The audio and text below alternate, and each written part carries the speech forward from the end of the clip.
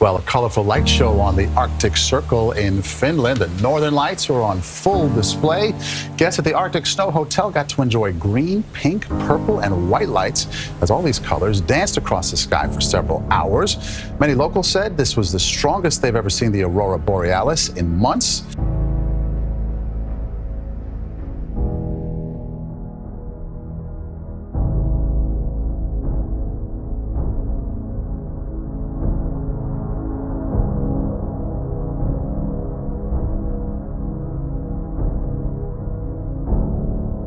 This is a bucket list. Absolutely. Isn't it?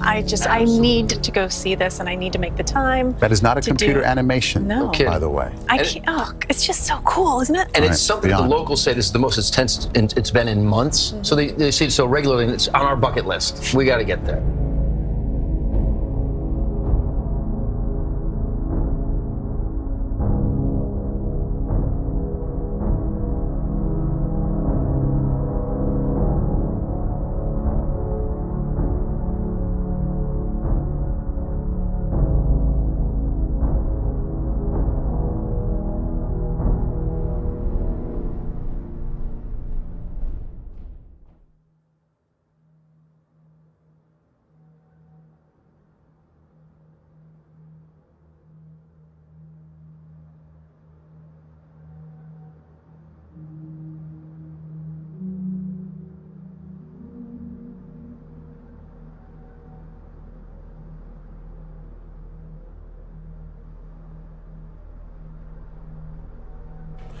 Right now, these disturbing photos have experts on high alert. It is a dire situation along the California coastline. So what is happening in our ocean? Yeah, dying dolphins are washing ashore for no apparent reason right now.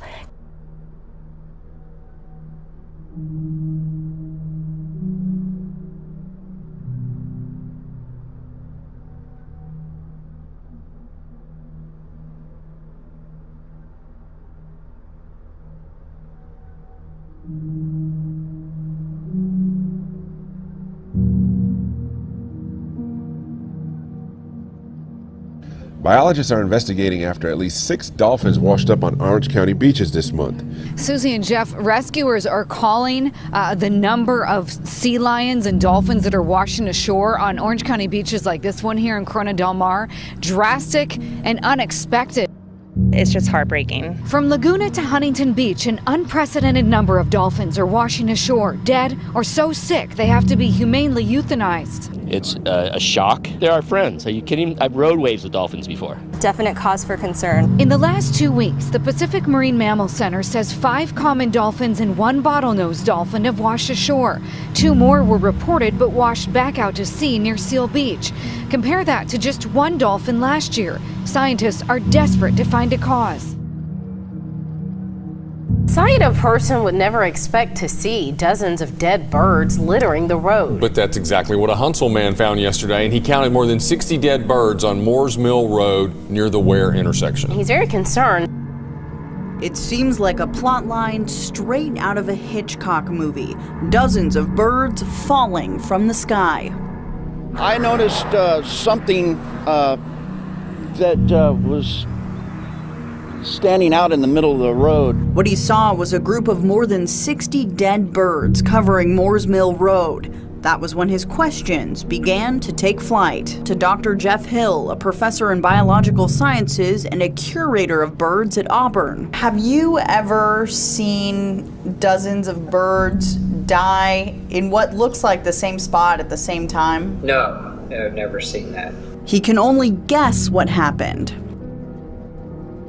We couldn't believe it, a dozen. And now, after another week, there's 50 birds. It's unbelievable.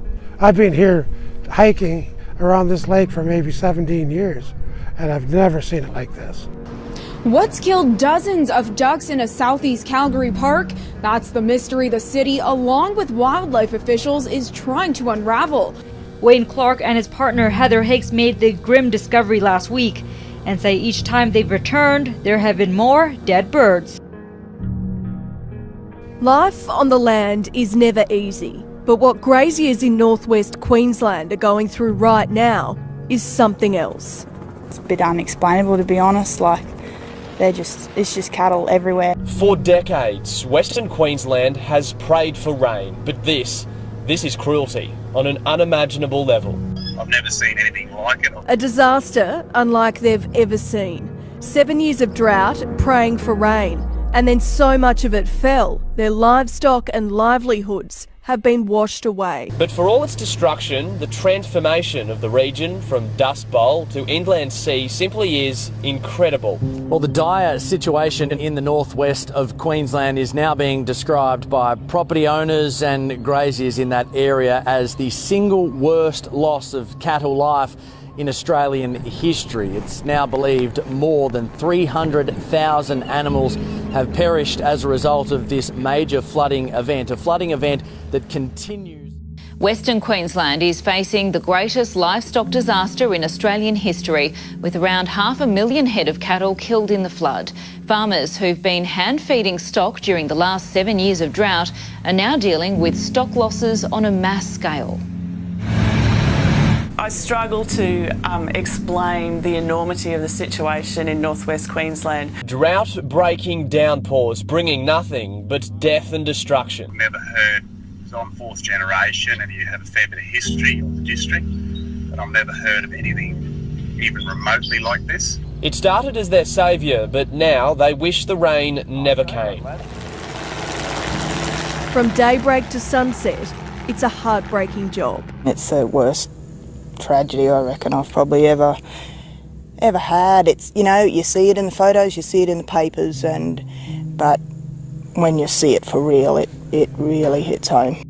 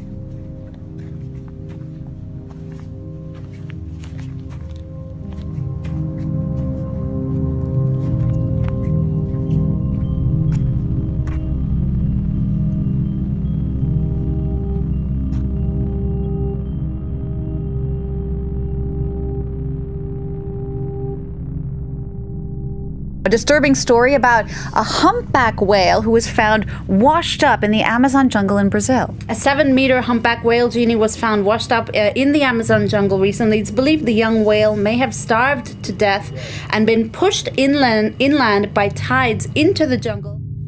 Pessoal, essa é a baleia que encalhou aqui em Soure, na praia do Araruna, mas eu imaginei que ela estivesse na praia mesmo. Estamos chegando aqui na praia do Araruna, local chamado Morro do Padre. Now, a giant humpback whale has been found washed up on a Brazilian beach some 15 meters from the ocean. The actual discovery came about because researchers had noticed a flock of vultures circling around something that turned out to be the whale carcass. BuzzFeed explains that whales in the Atlantic either spend their summers in the north near Greenland or in the south near Antarctica. It's not clear which camp this whale belonged to, but it's definitely not normal for him to have been in the area at this time of the year. They're now conducting studies based on that carcass to find out more. Concerns about something called zombie deer disease, and it's affecting deer in more than 20 states, including some that border Alabama. Zombie deer disease. The number of cases is actually up across the country and right here in Utah. The disease was first discovered back in 2002. There are currently 24 states with infected animals. That's 241 counties nationwide, and 7 of them are right here in Utah. Officials say there are not any recorded human cases, but the disease has been found in deer, elk, and moose in about 26 states. Infected deer have been reported in Mississippi and Tennessee. The disease causes deer to become emaciated. It's always fatal, but before the deer die, they often wander aimlessly, walk in circles, sometimes act tame toward humans, and they can exhibit a number of other unusual symptoms as well. It actually eats holes in the animal's brain, and that's why this term zombie came up in Minnesota, because the deer, they lose all fear of humans, they're lethargic. Zombie deer are spreading across North America. They've already been found in Saskatchewan, Quebec, and they're moving into Alberta. In fact, the number of infected deer in Alberta has nearly doubled since 2016. The CDC says some studies suggest the disease poses a risk to non-human primates like monkeys that eat the deer meat. That's what's raising concerns that it could be a risk to people. The World Health Organization says it's important to keep the disease from getting into the human food chain. A recent study shows the number of insects around the world is declining rapidly, adding such a trend could have what it calls a catastrophic effect on the environment. Scientists say 40% of the world's insect species could go extinct within the next few decades. The report was one of the first to study this on a global level. One of the most noticeable insects that you might not notice as much anymore, butterflies, right? The monarch butterfly, they say, is down 75 to 85% in population in the United States just in the last 10 years. Other things that seem to have diminished over the years? Seeing moths at your lights on the porch and seeing fireflies and seeing butterflies in the daytime. 40% of insects worldwide are declining at this point. Jessica Beckham explains studies have also shown that because there are millions of undiscovered insect species, we are likely losing unknown species of insects every year. It's startling because they are the base of many of our food chains. So they serve as food for many different organisms, and they also provide lots of ecosystem services. The old Florida statement was, you take all the bees out of our environment, out of our world, in 4 years we'll follow. We got to protect them. We got to protect them the best we can.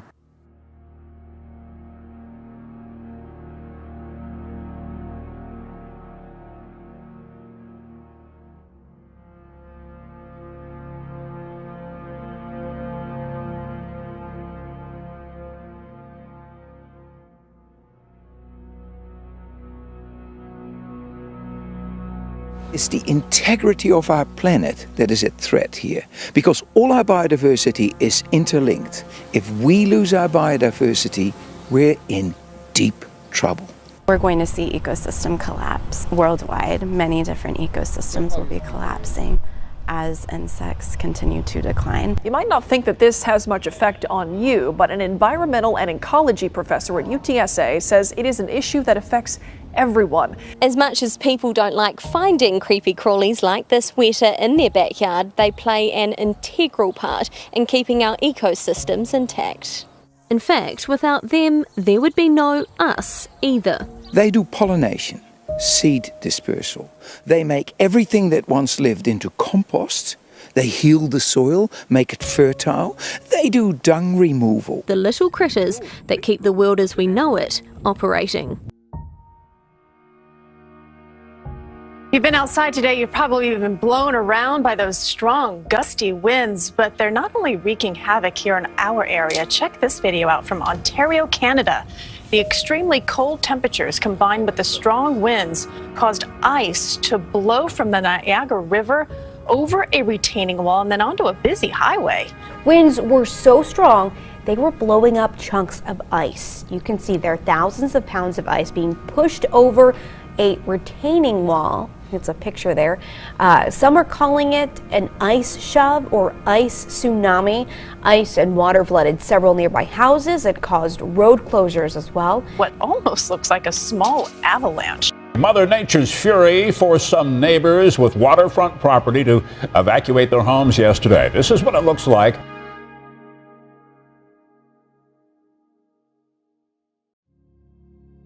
In all your years living on the lake, have you ever seen anything like Never, ever. The wind also pushed huge amounts of ice into the Niagara River.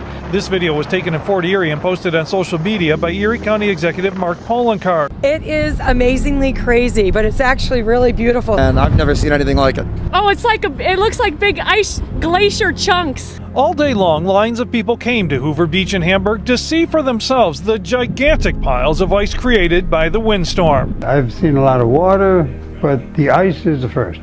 Barbara and John Schultz lived it, watching the ice pile up closer and closer to their home Sunday afternoon.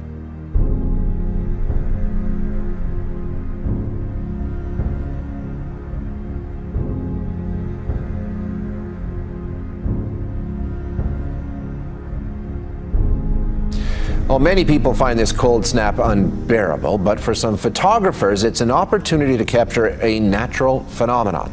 Light pillars are vertical lines of light that appear to shoot up into the sky. It's caused by ice crystals in the cold air. Central Alberta photographer Darlene Tanner has been keeping an eye out for them, often in the middle of the night. Obviously. Tanner says she's grateful for this frigid stretch. But was recently lucky enough to capture a number of them all at once. Now I saw light pillars, and then I saw moon dogs, a partial moon halo, and then a lunar pillar.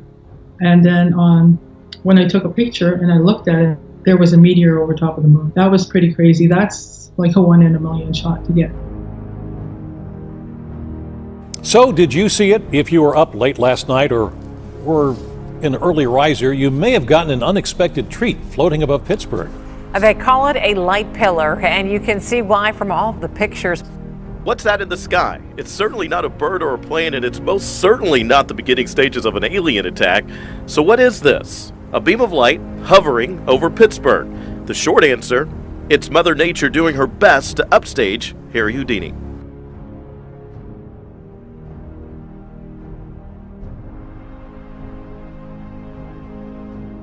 I love it. We absolutely love it. We put on 3 layers and we go, because you can see a lot of things out there.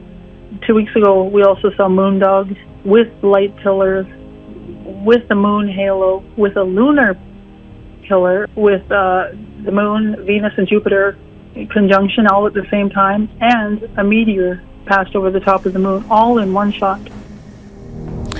Tanner and her partner have also ventured to places like the Northwest Territories and Iceland to capture images of the Northern Lights.